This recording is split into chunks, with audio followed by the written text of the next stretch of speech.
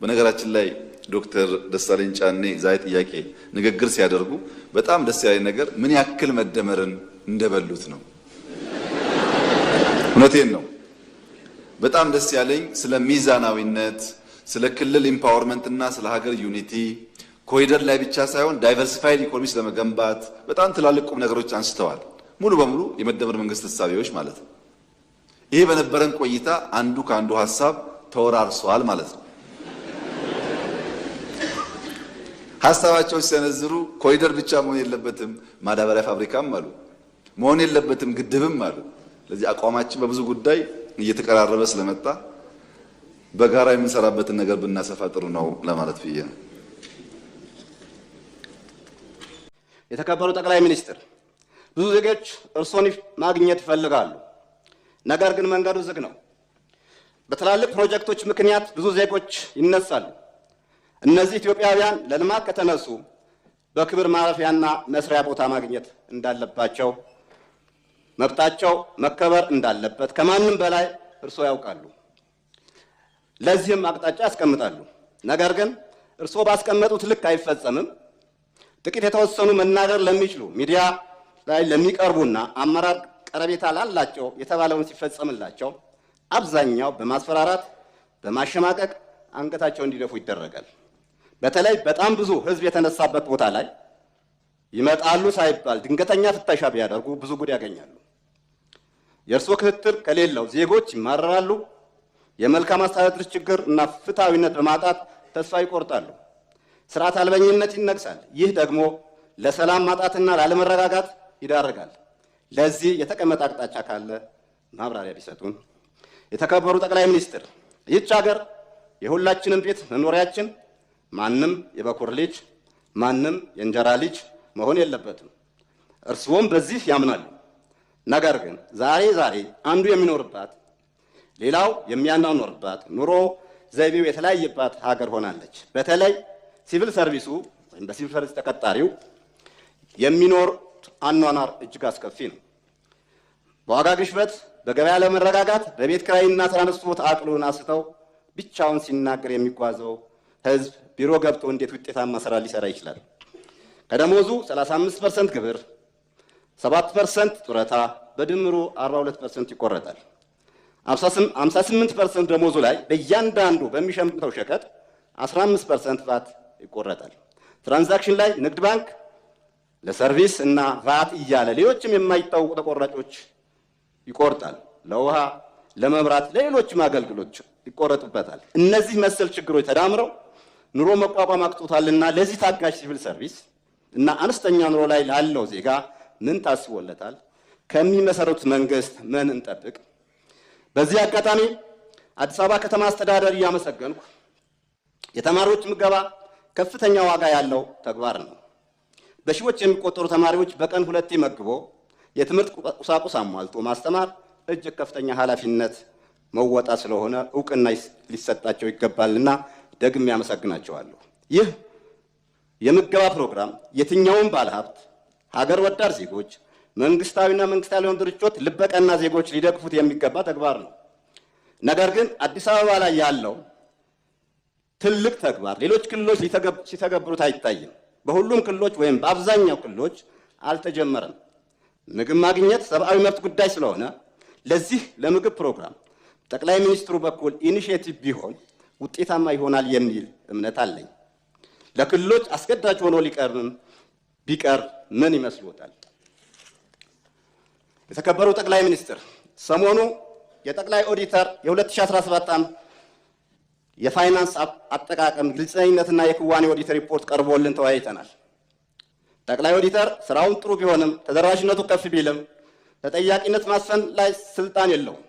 ስልጣኑ የምክር ቤቱ፣ የጸረ ሙስና፣ የአቃቤ ሕግ እንዲሁም የገንዘብ ሚኒስቴር ሊሆን ይችላል። ትልቁ ጉልበት በእርስዎ የሚመራው ሚኒስትሮች ምክር ቤት ነው። ስለዚህ በተደጋጋሚ ባለበጀት መስሪያ ቤቶች የክዋኔ ኦዲትና የፋይናንስ ኦዲት ጉድለት ያስመዘገቡ አስፈጻሚዎች ሲጠየቁ አይታይም። ጠቅላይ ኦዲተር ጉድለት ስለዚህ በተደጋጋሚ ባለበጀት መስሪያ ቤቶች የክዋኔ ኦዲትና የፋይናንስ ኦዲት ጉድለት ያስመዘገቡ አስፈጻሚዎች ሲጠይቁ አይታይም። ጠቅላይ ኦዲተር ስራው እንደ መርሃ ግብር እየታየ ይመጣልና በክቡር ጠቅላይ ሚኒስትሩ ትኩረት ቢያገኝ እኔ በግሌ መንግስታዊ ሌብነት አለ ብዬ አላምንም። ነገር ግን የመንግስት መዋቅር ተጠቅሞ በዜጎች ላይ ምዝበራ የሚፈጽሙ የተደራጁ ኃይሎች የሉም የሚል እምነት የለኝም። እነዚህ መንግስትንም የፍትህ ተቋማትንም የሚፈትኑ ናቸውና ገዢው ፓርቲ መዋቅሩ የማጽዳትና ተጠያቂነት የማስፈን ጉዳይ እንዴት ሊያስተካክለው አስቧል? ለኢትዮጵያ ሕዝብ ግልጽ ቢደረግ። ከጸጥታ አኳያ እየተሻሻሉ ያሉ ነገሮች ቢኖሩም አሁን ዜጎች አፍኖ ወስዶ ገንዘብ እየጠየቁ እየተደራደሩ የከፈሉ በስቃይ ይመለሳሉ። ግድያዎች ቀጥለዋል። በተለይ ታጣቂዎች ባሉበት ቦታ ላይ እየከፋ ነውና በዚህ ጉዳይ ላይ ሰፋ ያለ ማብራሪያ ቢሰጡን። ታጣቂዎችም የህዝብ ስቃይ ይበቃልና እናንተም ጫካ መሆን ይብቃችሁ፣ ለሰላም ቅድሚያ ብትሰጡ ታተርፋላችሁ። ጦርነት፣ ውድመትና እልቂት፣ ስርዓት አልቦነት፣ ድህነት፣ መፈናቀልና ስደት፣ ግድያ፣ ዘረፋ ያስከትላልና ይህ የሚፈጸመው ነፃ አረጋዋለሁ በምትሉት ዜጋ ላይ ስለሆነ በሰላም በውይይት በድርድር የማይፈቱ ችግሮች የለምና ለሰላም ቅድሚያ እንድትሰጡ ጥሬን አስተላልፋለሁ። ሀገራችንም ህዝባችንም እረፍት ቢያገኙ እናንተም መንግስትም ታተርፋላችሁ። ሀገራችንም ሰላሟ ተጠብቆ ሙሉ አቅሟ ወደ ልማት ትመለሳለችና የተሻለ ሀገር ይኖረናል። የተከበሩ አፈ ጉባኤ፣ ክቡር ጠቅላይ ሚኒስትር፣ የወደብ ጉዳይ አብዛኛው ኢትዮጵያዊ እንደሚለው የህልውናችን የሉዓላዊነት ጉዳይ ነው። ሆኖም የወደብ ጉዳይ መንግስት ወደብ ያስፈልገናል ብሎ በብዙ መልኩ ጥረት ሲያደርግ ብዙ አማራጮች ሲሞክር ኃጢአት የሚሆንበት ሌላው ሲያነሳው ደግሞ ጽድቅ የሚሆንበት ምክንያት ምን እንደሆነ አይገባኝም። የወደብ ጉዳይ የሉዓላዊነት ጉዳይ ከሆነ መንግስት ወደብ ማግኘት አለብኝ ሲል ቀደም ሲል ወደብ ያስፈልገናል ብሎ ሲል የነበረው ሁሉ በደስታ መደገፍ እንጂ መቃወም የሀገር ጥቅም ላይ አሉታዊ ተጽዕኖ ማሳረፍ ነው። ክቡር ጠቅላይ ሚኒስትር፣ የወደብና የባህር ጉዳይ ምን ደረጃ ላይ እንዳለ እንዲገልጹልን እጠይቃለሁ። ሌላው ይህ ተሰናባቹ ምክር ቤት አባላት እርስዎ ለአጭር ሰዓት ማነጋገር ይፈልጋልና ካለውት ጊዜ ቢሰጡን የሚል ነገር አለኝ። በመጨረሻ የባለፈው 5 ዓመት በብዙ መልኩ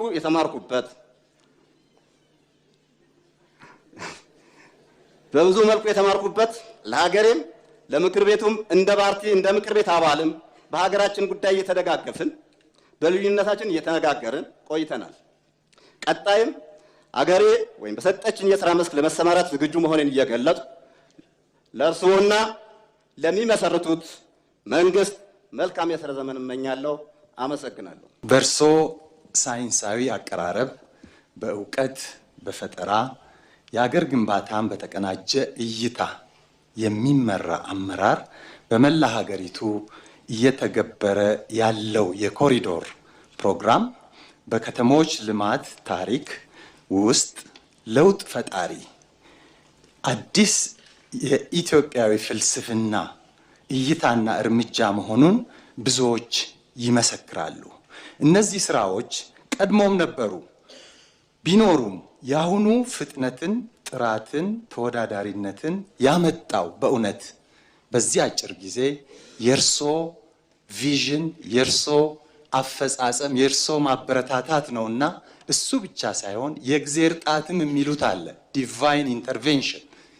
ይሄ በታሪክ ታይቶ አይታወቅም። within 3-4 years እንዲህ አይነት ለውጦች መምጣታቸው ፕሮግራሙ የከተማ ውበትን፣ የትራፊክ ፍሰትን፣ የአካባቢ ንጽህናን፣ የወንዝ ዳርቻ ልማትን፣ የከተማ ግብርናና የቱሪዝም እድሎችን በማስፋፋት በአጠቃላይ የከተማ ልማት እድገትን በማፋጠን ከተሞቻችንን ለነዋሪዎችም ሆነ ለዓለም አቀፍ ጎብኚዎች ይበልጥ ምቹ እንዲሆኑ አድርጓል።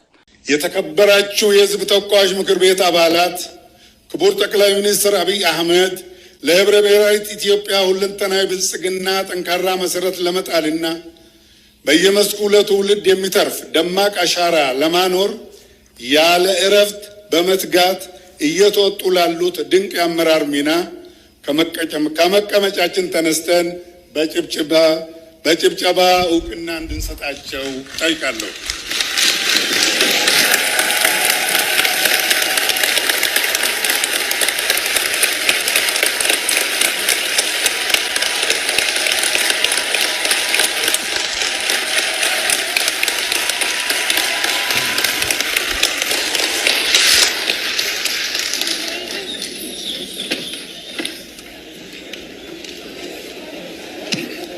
በ